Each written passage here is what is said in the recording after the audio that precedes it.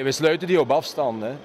En hier hebben we dus via sms, ik kan nu een berichtje sturen en dan gaat die zich ook automatisch sluiten gelijk het in het echt ook is. Onze eigen chauffeurs kunnen die deuren niet meer openen. Dat zijn die high security wagens waar een farmer bijvoorbeeld naar Dubai rijdt. Dat is high security.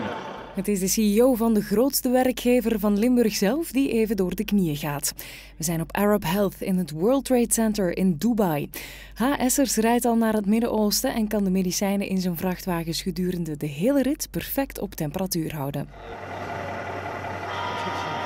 Belangstelling aan het Belgische paviljoen is groot.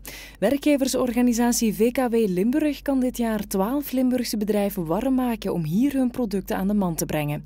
Vorig jaar waren dat er nog maar 3. Een jaar geleden stonden we hier al en toen hebben we de eerste contacten gelegd met een grote internationale beddenfabrikant, een wereldspeler. Het is nu dat we een jaar na datum eigenlijk uiteindelijk een contract hebben getekend en die ons gaat toelaten om via hun kanalen vooral in Midden-Oosten, Amerika en vooral Canada, wat hun thuisbasis is, om daar onze verpleegoproep samen met hun producten te gaan aanbieden. Het gaat dus lang niet enkel om Arabische klanten. Dubai is het centrum van de wereld. Wie gezien wil worden en er zaken wil doen, moet er aanwezig zijn.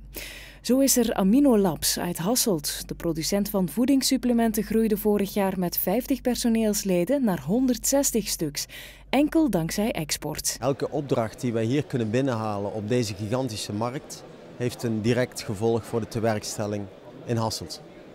Het is eigenlijk altijd gissen, het is altijd netwerken, het is mensen ontmoeten, nieuwe mensen zien. En dan moet je ergens komen en Arab Health is daar voor ons toch een van de belangrijkste evenementen in het jaar.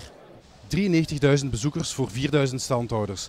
Maar wat het meest in het oog springt is dat van de 23 Vlaamse bedrijven die meedoen, meer dan de helft uit Limburg komen. Het is een bewijs dat Limburg meer dan ooit de kaart trekt van de zorgeconomie. Dirk Biljon, TV Limburg in Dubai.